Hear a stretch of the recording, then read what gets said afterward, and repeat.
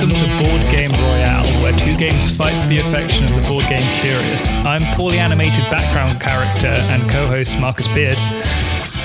I am expensive consultant Joel Windles. And I'm Glenn White, the ghost from your past. Here we are back for another week of two games battling it out for my favour. But before we get into the fierce contest that I'm sure we're in for this week, I want to read out a bit of fan mail. As you know, you can contact us on YouTube, Twitter, Instagram, email. We get so many comments every week. I mean, Glenn, you tell them about how many we get. We get, I think last week we got 7 million. I think it was about 7 million, but I put on a lot of filtering. Twitter's got a lot of new filtering functions now, so we try and keep it to just the top quality that comes through. So we only probably really get a couple stuff in there. Well, there's a lot of that as well. You know what? We live in dark times. I'm very grateful for you filtering it out, because it means that I, at the start of this podcast, can just pluck out some of my favorite comments, some of our most positive really ones. Top quality, top quality things. So just go on to our most recent video, which is the gist of Raptor. Check it out on our Best Play YouTube channel if you haven't seen it yet. And this is from YouTube subscriber Rezo, who says, another easy to listen to and watch board game channel about the rules of board games. Unfortunately, I'll never be able to play them because I don't have anyone to play with. Thanks, Rezo. Rezo says he subscribed. Thanks, Rezo. Thanks for the subscribe, Rezo. Thanks for subscribe. If you're ever in Dublin or London, more than happy to play games with you, man. Yeah. Or woman. Yeah, come down. The little R, it's okay. So, what was I saying? So let's get on with the show. Glenn, what game have you bought this week? Well, this week we've chosen the theme of mystery, and so I think I'm in with Shu in here because the theme is mystery, and the game I've chosen is Mysterium. See the clues in the name there. Oh, how mysterious! And Joel, what have you bought? I brought a game called Sherlock Consulting Detective, which is his full name. Wow. So one based on a television show, one of my favorite shows of all time, and one that we don't know what it's about because it's so mysterious. Glenn, you've got 10 minutes or so. Less than that. Let's talk about Mysterium. So Mysterium, we covered Mysterium as a gist. It's one of our first gists months ago.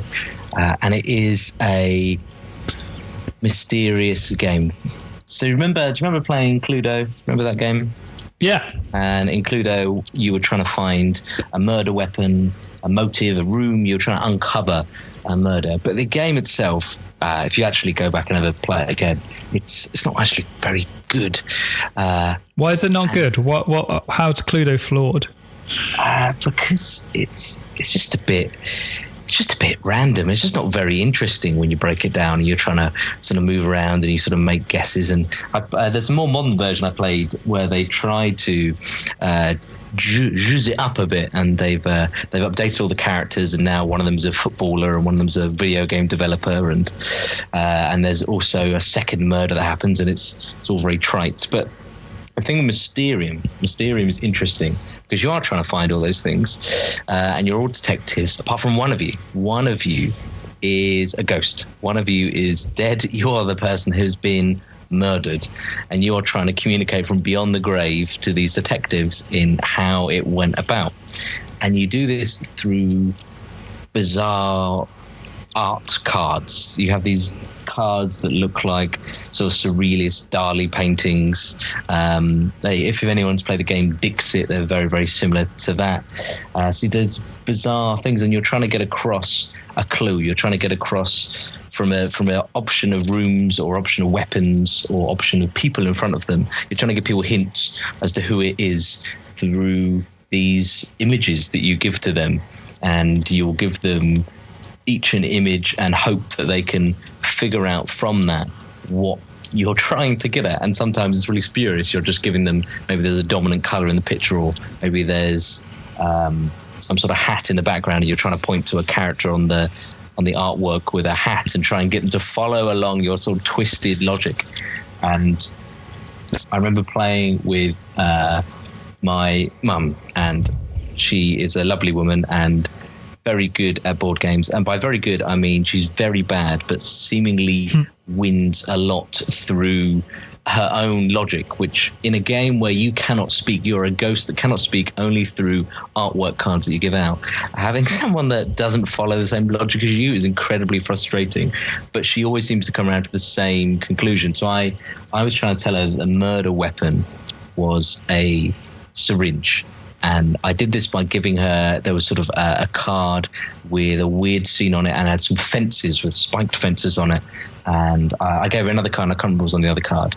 But she looked at them for a while and considered and started thinking out loud. And she was sort of looking at the fence, looking at things. And she said, oh, these are all a bit weird, aren't they, these pictures? It's like being on drugs. It must be something to do with drugs. It must be the needle. It's the needle. I think it was the needle that did it, which would be fine, other than the fact that every single piece of artwork in a game is weird and drug inducing. So, that could have been the clue for anything I'd given her.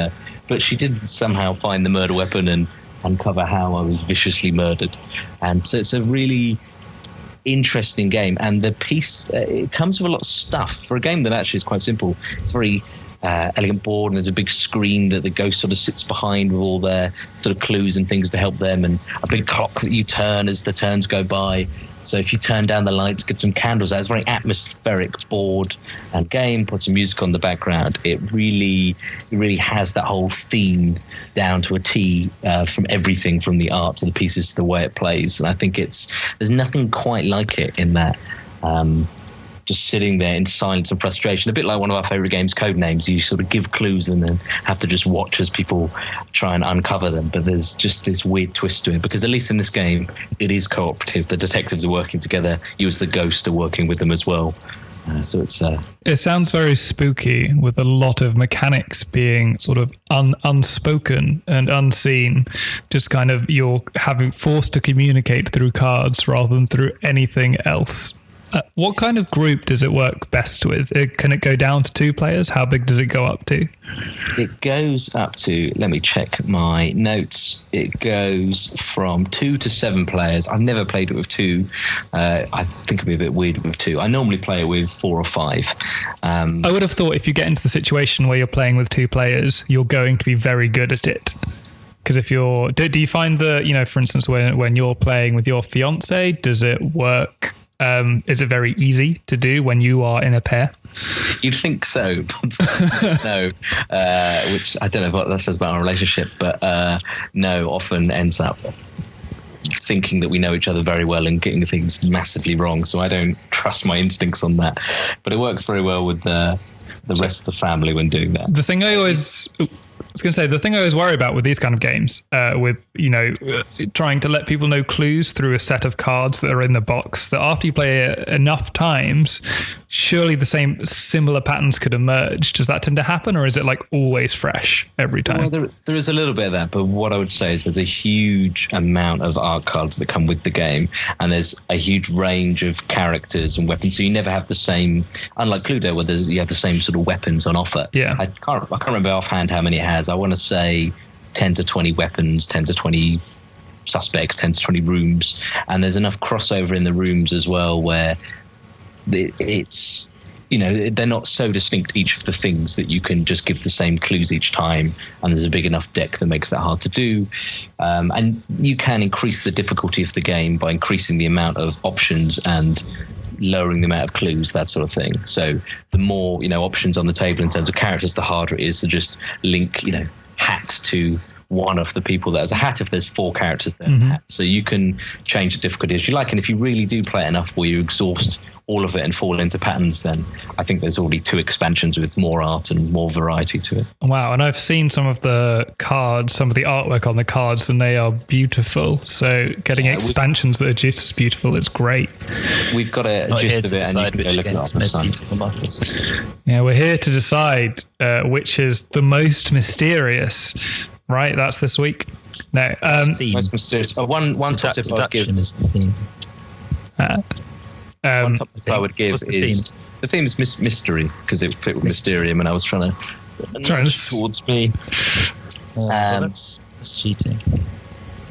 one final top tip I'd give: if you are playing the first time and you know the rules inside out, if you make yourself the ghost, it can be a bit tricky because you then can't talk to anyone, or you have to then break that rule to be able to explain to people how the game works. That is a very important tip. Thank you for sharing that with us and our listeners. Yeah, that's one thing I'd recommend. The person, you'll get it. It's not too hard to get, but yeah. On that note, Joel, it's your turn to tell me about Sherlock Holmes, management consultant. Sherlock Holmes is a fictional private detective created by British author Sir Arthur Conan Doyle. Does that clear things up? Yes. So he might have bewildered our loyal listeners. Yes, he's the one. He smokes a pipe. He carries around a large magnifying glass, and he can best mates with Watson. Yep. So this is a completely original or unique style of board game. I really don't know anything else like it. We've often talked about it as if it was purely a game for couples, so for 2 players, but actually you could play with practically an unlimited amount. It suggests it's up to 8, but I don't see why you couldn't play with 9. There's not 8 roles.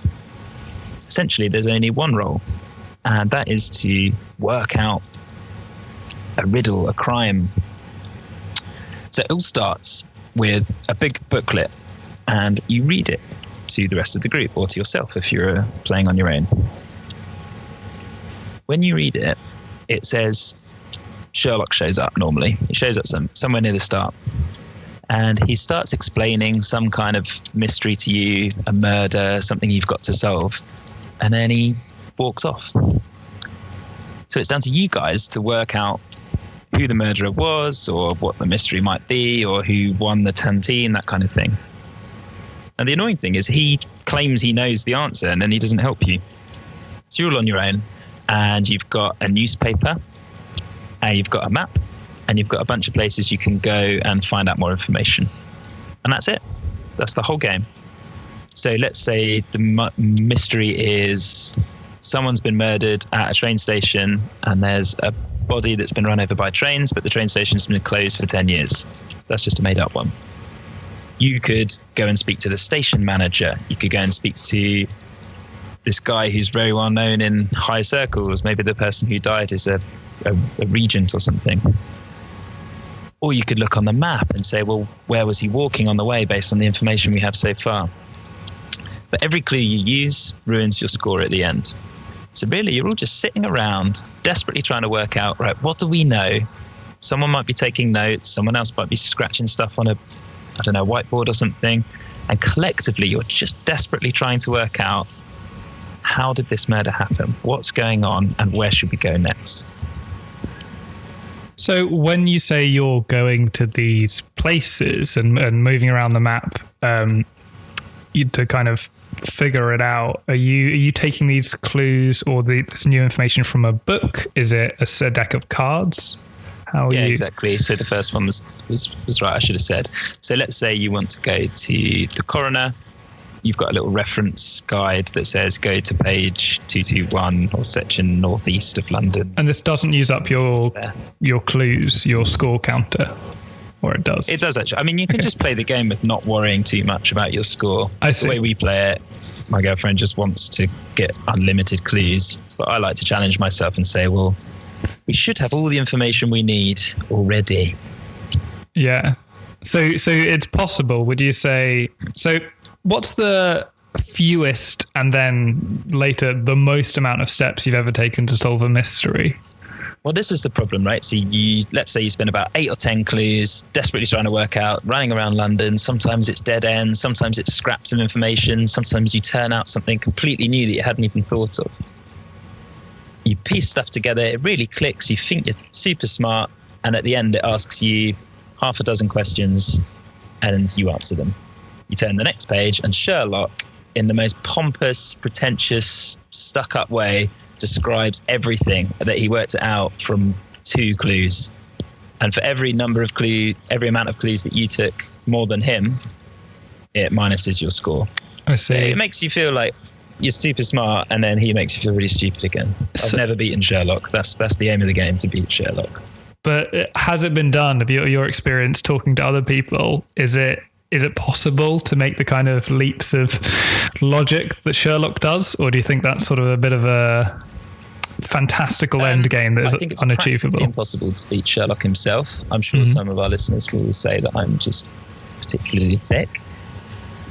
But I'll give you a bit of the history of the game to help you understand this a bit more. The game originally came out in the 1980s. It was this kind of fabled, really quality game that no one could get hold of anymore. So one company decided, let's do a reprint, let's create the game again. I actually don't know the full details, but it's something to do with translating it from French, and the reissue that came out a few years ago has errors in it. So they updated some of the cases to improve them, but they left some of the original clues behind. So you're sitting there desperately trying to work out clues. Then it asks you a question at the end where you say, and so who was Roger the Lion? And I've never even heard of him. It hadn't even come up. And so you're desperately trying to work out what the hell happened here. And actually it's not your fault at all. So I think 3 of the 10 cases that it comes with are broken beyond repair. So it's not my fault I'm not as good as Sherlock. It's just annoying. You're right. When you said that this sounds unlike any other game you've played before, you're right. It's unlike any board game that I've played before, but it reminds me of these kind of... I don't know if you've ever heard of them. They're sort of like scavenger hunts around city centres that you can look up and print off from the internet, and it'll give you like a list of clues to go to point, and you go around like it's basically a way to see the sights of London or Edinburgh or somewhere. It gives you a list of clues, and it sounds like that. But instead of having to walk from point to point, it's all contained on a board game. And it sounds like something I want to pick up. How much does it cost? Because it sounds a little more expensive than something like Mysterium that's a bit smaller. It's actually not expensive. It comes with 10 newspapers, all written and printed in a really nice 1800s, 1700s kind of way. Cool. And it's got a map and 2 booklets, and that's pretty much all there is. So Mysterium I don't actually think it's does have a lot of chuff with it. Actually, Mysterium has. Yeah, it's got a lot of chuff with Mysterium. Yeah. But I should tell you why I think Sherlock's great. That's the point of this podcast. Yes. So the reason it's great is because at its best, you'll have a small group of you. I've played it with 2, I've played it with 4. Always really good. And you can decide how long the game takes. So you can just sit around and talk. You don't have to do a move. You don't have to get any fresh information. You just spend 10 minutes racking your brains and putting your best thoughts together, and eventually something will click. You'll say, oh, it must have been a midget that did it or something. So that sounds ideal. Clicks. It's amazing. And you confidently go to the back of the book and you confront Sherlock and you say, look what we did. And then he tells you something that you didn't work out, and you'll feel stupid for not getting it. And that kind of magic that you get where you're sitting around maybe with a couple of drinks, it's just like being Sherlock, and I don't think games often manage to do that. Are there any nice points where there's like the mystery you're trying to solve, the person who's deceased is trying to communicate to you through the pages? The theme isn't mystery, Glenn. The theme is consulting. So there's one... Marcus, it's the consulting. There's one problem. Episode. There's one... So that game sounds great, and the experiences you've had, and when it all clicks and when it works, it sounds very fun. But what happens when it doesn't click, and what happens when the sort of disagreements start and the player blaming starts? Because surely that kind of game where it's cooperative, and it's cooperative based on basically the intelligence of other players, surely that's going to lead to a lot of people feeling quite stupid. Don't call me Shirley. Aha. It's a game based on consensus, so effectively you have to work together or it won't work. I guess at its worst it's kind of garbage because, for example, I told you before, my girlfriend wants to use many clues and I want to be strict just for my own sense of challenge. But yeah, there are a few duds in the pack, and sometimes it's a little bit crap. That has been an interesting overview. Glenn, in one sentence, why is Mysterium better than Sherlock Holmes Consulting Detective? One sentence. Think about it. Because if you were trying to solve a murder, wouldn't you want a ghost to tell you how it was done?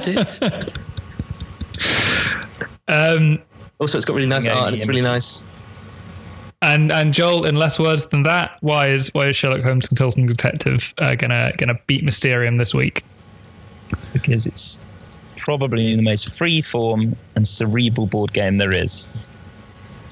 Guess what, Joel Windles? I agree. And Sherlock Holmes Consulting Detective wins. So even though Sherlock Holmes Consulting Detective won this week, we still highly recommend Mysterium, and you can find our article and explanation of it on our website, bestplay.co. And Mysterium also has a gist, or a 60-second explainer video on YouTube. So if you search the gist of Mysterium, you'll find it on our YouTube channel, Best Play.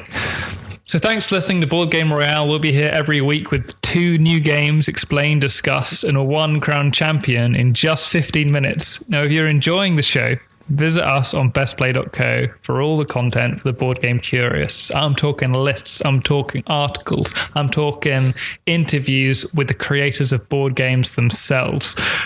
If you've listened this far, I'm hoping that you've enjoyed the last 20 minutes of the podcast. So it really helps us out if you go onto iTunes, not any other podcast service. If you go onto iTunes and rate us 5 stars or whatever you think, 5, 4, preferably 5, and tell us what you thought about the podcast. And you can also reach us on social channels, which Glenn has scrolled on the back of his hand. Yeah, we're on Twitter at Best Play Co. We're on Facebook as, I think, just Best Play. Instagram is bestplay.co. That's dot as in a full stop, not as in the word. And we're on YouTube as well as bestplay.co, but dot spelled out, which makes it really easy to remember. So perfect. Yeah. Consistency is key. That's the first mover advantage right there. That's what you get for good branding. And the thing I'm going to say is that you can email us with questions and game requests and business offers. And what's your favourite thing to receive by email, Joel Windles? Do you know what? We actually get quite a lot of emails. I think probably more emails than social comments. Yeah. We've had just some really nice 7,000,001 emails. We also have a pop-up on our site that's kind of automated that tries to gather and help people when they come to our site. It says, wait. Our site. That's automated. Yeah, that's just... I've been writing hello, welcome to bestplay.co every like 50 times a day. I didn't... You don't need to do that. It's just done. We've got a plug-in. Thanks for telling me, guys. Thanks for letting me know. Well, some people are like you, Marcus, and they don't know that it's all automated. So we get a lot of messages, people just chatting to us, saying thanks or great. And we get some really bizarre comments in there. All right.